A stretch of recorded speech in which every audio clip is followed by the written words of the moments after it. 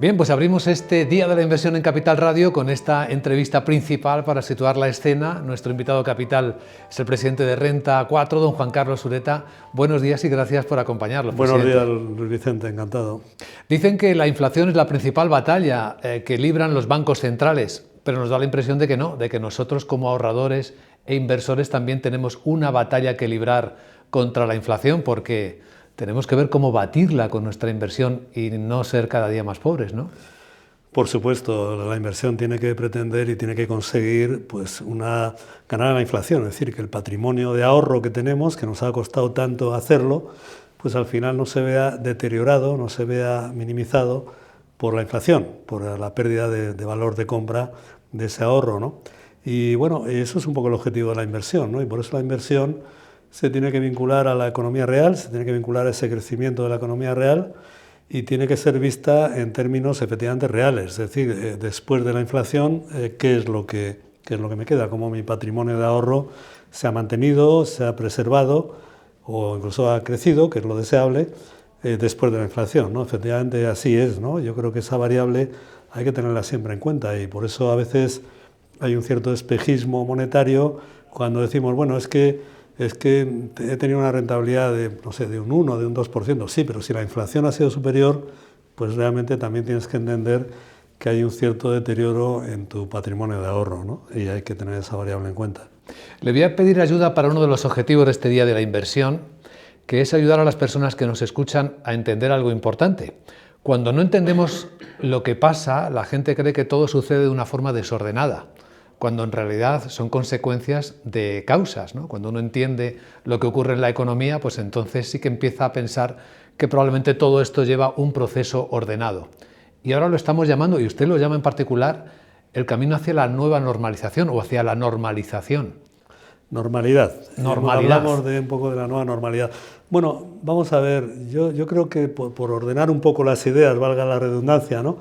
Yo creo que el año 2022 la economía y los mercados financieros han iniciado un ajuste importante, ¿no? Han iniciado un ajuste importante que se debe a tres cambios, ¿no? Cualquiera de los tres muy importante. Por un lado, el cambio en el régimen monetario. Hemos pasado de esa época del llamado easy money, del dinero barato, el dinero gratis, de la financiación abundante y barata. Hemos pasado a una normalización de las condiciones monetarias, es decir, que al final el dinero tenga un coste, la financiación tenga un coste y no se dé esa anomalía que se venía produciendo de que por prestar dinero tengamos que pagar los tipos nominales negativos, ¿no? Tras 2 décadas casi insisto, de dinero barato, de easy money, pues estamos pasando a un régimen monetario normal, en que el dinero tiene un coste como cualquier otro bien de la economía y el capital tiene un coste como cualquier otro bien de la economía y eso es lo normal, ¿no? Por otro lado, estamos pasando a un modelo de crecimiento también normal, un modelo de crecimiento que no se basa en la deuda, que no se basa en que por cada unidad de PIB tenemos 4 o 5 unidades de deuda, como ha pasado en la última década y media en la economía europea y americana, ¿no? Sino que se basa en la productividad, se basa en lo que debe basarse el crecimiento, en lo que es real, que es la productividad y el crecimiento de la población y el crecimiento de la productividad, ¿no? Y por otro lado, el tercer cambio es que a nivel geopolítico pues se ha roto el statu quo que había en la geopolítica global, ese statu quo de convivencia equilibrada entre la potencia dominante, Estados Unidos, y la potencia incumbente, China.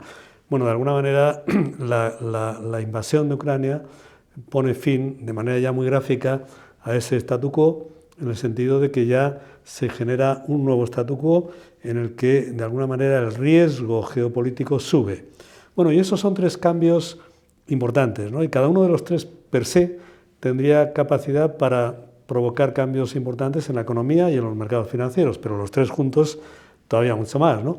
Y entonces lo que está pasando es que estamos viendo ese ajuste, un ajuste que nosotros en Renta 4 venimos diciendo, al menos en nuestra visión, que es un ajuste no traumático, hablamos precisamente del ajuste ordenado, pero un ajuste profundo y por tanto duradero, es decir, que va de meses, de años, no va solamente de un trimestre, no, va de años. Esto va a ser, la economía, tal y como nosotros lo vemos, se está ajustando a 2 cosas. Por un lado, a corregir los excesos de la época de dinero gratis, excesos que habían llegado al clímax, por decirlo así, tras el COVID, con aquellas inyecciones monetarias excepcionales. Y por otro lado, a una economía en profunda transformación. Hablamos de que queremos una economía más verde, más respetuosa con el medio ambiente, pero eso exige una transformación en el mercado energético. Hablamos de que queremos una economía más digital, pero eso exige una profunda transformación, por ejemplo, en el mercado laboral, donde hace falta personas que puedan desarrollar esa sociedad del conocimiento.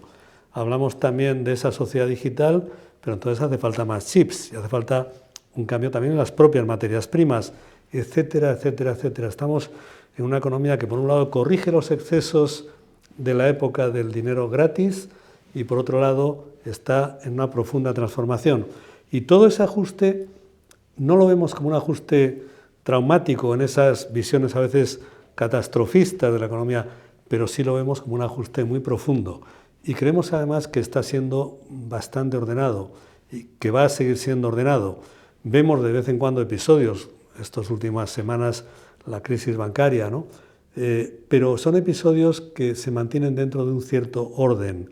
El año pasado también lo vimos, ¿no? Cayeron los mercados, tanto renta variable como fija, pero de forma ordenada. En ningún momento ha habido esa sensación de pánico, un poco de cataclismo, de desplome, que a veces hemos tenido en otras épocas en la economía, ¿no? Y eso es lo que estamos leyendo, ¿no? En ese viaje hacia la nueva normalidad, en ese camino hacia la nueva normalidad, ¿no? Que es la normalidad del crecimiento real, del crecimiento basado en la realidad, en la productividad y en la población y en la economía real, y es la normalidad, de un entorno monetario en el que no haya algo tan anómalo, tan absurdo, como que el dinero sea o gratis o incluso tengas que pagar por prestar dinero, ¿no?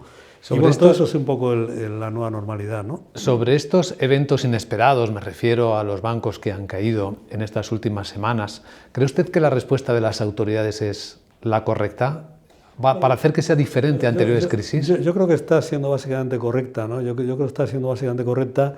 El modelo se inició después de la quiebra de Lehman en el año 2008, ¿no? Y el modelo es, primero, si una entidad se quiere dedicar al negocio bancario, al negocio financiero, tiene que tener capital, tiene que tener un capital fuerte, un capital que, si vienen problemas, permita que se absorban esos problemas. Por tanto, eso es lo primero. Lo segundo es que tiene que haber una supervisión también de cómo se gestiona el balance, pero sobre todo es tener capital y luego que haya una supervisión y que los bancos gestionen bien su balance, ¿no? Entonces, ¿qué está pasando ahora? ¿Qué es lo que hemos visto? Lo que hemos visto es que bancos que, por las razones que sea, habían gestionado mal su balance, en algunos casos muy, muy mal realmente, pues bueno, lo primero es que sus accionistas lo pagan, porque el capital de esos accionistas se ve reducido a cero, o al menos en cantidad muy importante, y esa es la primera regla, pues, de la economía de mercado. Si has invertido mal o tu empresa la has llevado mal, pues el capital, el accionista lo paga, ¿no? Y yo creo que eso está bien. En segundo lugar, se está poniendo un cortafuegos para que la crisis no se extienda con carácter sistémico, lo que han hecho los bancos centrales, es decir, bueno, voy a poner a disposición de las entidades bancarias unas líneas de liquidez para que, si por la desconfianza que se está creando tienen salidas de dinero de esa entidad, puedan atender esas salidas y no tengan un problema de liquidez. Y lo han hecho, ¿no? Tanto en Estados Unidos como en el caso europeo. Y lo tercero es, a las entidades que han entrado en problemas, que han acreditado una mala gestión de sus balances y una mala gestión de su actividad, lo que hago es buscarles, una vez de que el capital ha pagado lo que tenga que pagar, las pérdidas realizadas, pues lo que hago es buscarles otra entidad compradora.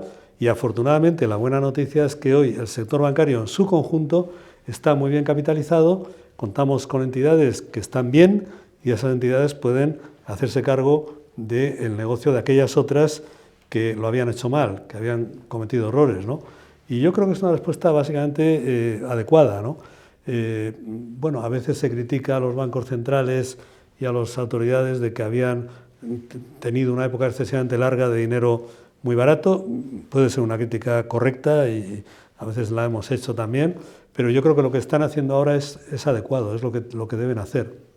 En estos tiempos, presidente, de transformación, de los que usted habla, y hoy en el Día del Inversor creo que es la pregunta adecuada, deberíamos pensar no solo en los cambios que transforman el sistema. Nosotros como ahorradores, inversores, también somos parte de ese sistema. ¿Hemos cambiado, hemos evolucionado, estamos evolucionando de vernos a nosotros mismos como ahorradores a vernos como inversores, cree usted? Sin ninguna duda, ¿no? Yo creo que una de las cosas mejores que está pasando en el sistema financiero en su conjunto, y creo que es una de las cosas mejores porque tiene efectos muy positivos, ¿no? Es ese desplazamiento del centro de gravedad digamos, del sistema financiero desde los balances bancarios hacia los mercados de activos. Lo que quiere decir que el ahorro y la inversión cada vez se encuentran más directamente en los mercados de activos y no a través del balance bancario, ¿no? Eso es lo que se llama a veces el DeFi, ¿no? el Decentralized Finance, las finanzas descentralizadas, ¿no? ¿Y por qué creo que es bueno? Bueno, primero a nivel sistémico es bueno porque cuando uno tiene todo el sistema financiero, todos los flujos de inversión y financiación dentro del balance bancario, lo que ocurre es que eso puede crear problemas sistémicos. Si bien una época de contracción económica, como ahora está llegando, sin ninguna duda, lo que ocurre es que ese balance bancario se ve afectado y a veces, al ser muy rígido, al estar todo muy concentrado, puede haber problemas que trasciendan ya a la economía, ¿no? Entonces, hoy en día estamos en un sistema que ya cada vez más los flujos de inversión y de financiación se encuentran directamente. Y eso lo que hace es que los riesgos, por decir así, están mucho más distribuidos y eso da estabilidad financiera y económica al conjunto del sistema. Y eso está pasando. En España todavía de manera insuficiente, pero está pasando y creo que eso es muy bueno. Y creo que es muy bueno que ese ahorro que tradicionalmente su única opción casi era pues el depósito bancario, ahora tenga muchas más opciones en los mercados de activos. Insisto, creo que eso es bueno para el ahorrador, que va a obtener mayor rentabilidad porque va a participar directamente en la economía y en el crecimiento económico y en el futuro de la economía, y es bueno también para el sistema porque eso dota de mayor estabilidad al conjunto del sistema. Yo creo que eso es muy bueno y está pasando, pero tiene que seguir pasando, es decir, todavía de manera insuficiente. A mí me gusta dar a veces un dato que creo que es muy revelador. Ahora, y además ahora un poco de moda con el tema de las pensiones, en España todavía los fondos de pensiones no llegan ni al 10% del PIB. En Holanda superan el 170% del PIB. Eso da una cierta referencia de dónde estamos en España en ese paso de ahorrador a inversor. Para colmo, yo diría que encima pues los fondos de pensiones últimamente no se han visto demasiado incentivados, sino más bien todo lo contrario, por parte de las políticas económicas. Pero bueno, quiero decir, yo creo que es muy importante que haya ese fondo de capital que financia la economía a través de los mercados financieros y no a través del balance bancario. El balance bancario tiene su función, la seguirá teniendo y siempre seguirá estando ahí, pero creo que es muy bueno ese paso de ahorrador a inversor directamente en los mercados financieros. Don Juan Carlos Ureta, presidente de Renta 4, gracias y buen día. Muchas gracias.